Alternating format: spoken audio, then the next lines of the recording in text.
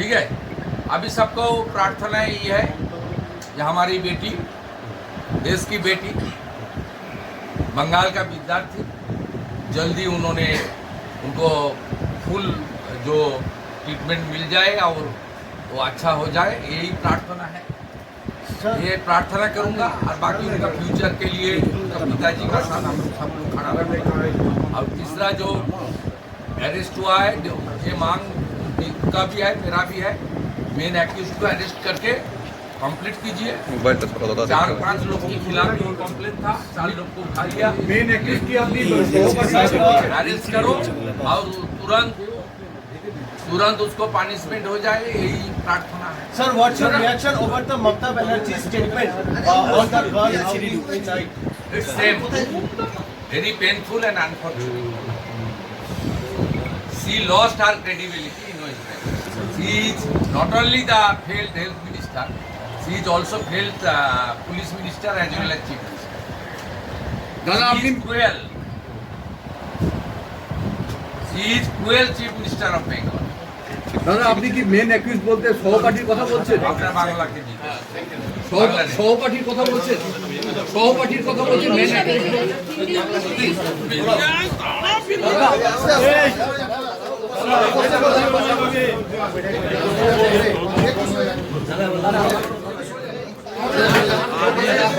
আপনাদের যে ধর্ণা মঞ্চ, সেই ধর্ণা মঞ্চে একটা প্রথম কথা বলি, রাজ্যের মুখ্যমন্ত্রী মমতা বন্দ্যোপাধ্যায় দুর্গাপুরের ইনসিডেন্ট নিয়ে অনেক পরে দার্জিলিং এ ছুটি কাটানো,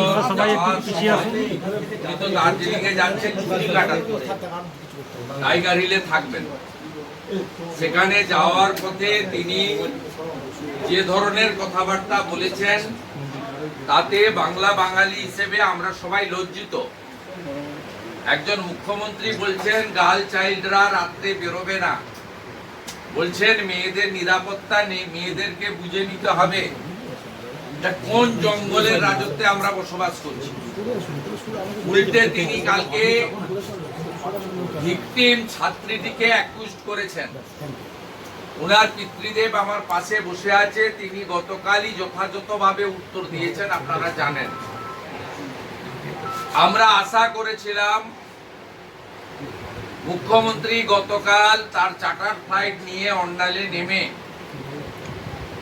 ওই কন্যাটিকে দেখতে যাবেন, তার চিকিৎসা কেমন চলছে, অন্তত ডাক্তারদের সঙ্গে আইকিউসিটিতে কথা বলে তারপরে তিনি তার ভ্রমণে বা প্রমোদে যাবেন। তিনি সে দায়িত্ব পালন করেননি। বিরোধী দলনেতা হিসেবে আমি আজকে সকালে এসেই প্রথম পরিবারের সঙ্গে মিলিত হয়েছি। ওনার পিতৃদেব কান্নায় ভেঙে পড়েছেন আমার কাছে, আমাদেরও কান্না আসছে যে বাংলা অতিথি দেব ভব, আমরা উড়িষ্যার একজন মেয়েকে এখানে সুরক্ষিত রাখতে পারলাম না। এটা বাঙালি হিসেবে আমিও ব্যক্তিগতভাবে আমরা লজ্জিত। আমরা উড়িষ্যার শেঠি বাবু এবং তার পরিবারের কাছে আমরা ক্ষমা প্রার্থী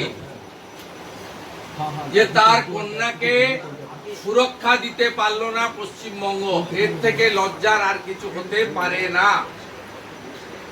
উনার ফোন থেকে মেয়েটার, আমাদের কন্যার মাথার কাছে থাকা তার মায়ের সঙ্গে কথা বলিয়ে দিয়েছেন। মাকে আমি জিজ্ঞেস করলাম যে চিকিৎসায় আপনারা, আমাকে তো হসপিটালে এন্ট্রি দিচ্ছে না, আটকে রেখেছে, তা আপনারা কি খুশি? তিনি বললেন যে প্রাইমারি ট্রিটমেন্ট যা হচ্ছে এখনো পর্যন্ত আমাদের, তো আমরা তো ডক্টর নই, আমি একটু আগে ওষুধ ইঞ্জেকশন ইত্যাদি হয়েছে এবং মেয়ে কিছু কিছু ডায়েট নিচ্ছে, মেডিকেল ডায়েট, খাওয়া দাওয়া অল্প অল্প করছে এবং সি ইজ স্টেবল। এবং তারা চান আরো বেটার ট্রিটমেন্টের জন্য ভুবনেশ্বর এইমসে নিয়ে যেতে, এবং ডাক্তার বাবুরা ছাড়লেই সে ব্যবস্থা করবেন। এখানে আমাদের প্রথম দিন থেকে যে যুব ভাইরা, রাষ্ট্রবাদী যুবকরা, সন্তোষ ভাই, পারিজাত ভাইরা রাত্রি 1:30-2 থেকে ওর বাবা আসার আগে লড়াইটা হসপিটাল থেকে শুরু করেছেন। তার পিতৃদেবকে রাখা, শেল্টার দেওয়া, তাকে যাতে কোনোভাবে পুলিশ বা শাসক দলের কেউ বিব্রত করতে না পারে সেটা তারা করেছেন। এখনো still now they are doing. তারা সুন্দরভাবে জলেশ্বরে বা উড়িষ্যায় পাঠানোর ব্যবস্থা করবেন। আমি শুনে আরো লজ্জিত যে মুখ্যমন্ত্রী আসেননি, ফোনও করেননি, অথচ উড়িষ্যার মুখ্যমন্ত্রী মোহন মাঝি তিনি ফোন করে সহানুভূতি জানিয়েছেন এবং কন্যাটির ছাত্রীটির ভবিষ্যতের ব্যাপারে সহযোগিতার আশ্বাস দিয়েছেন।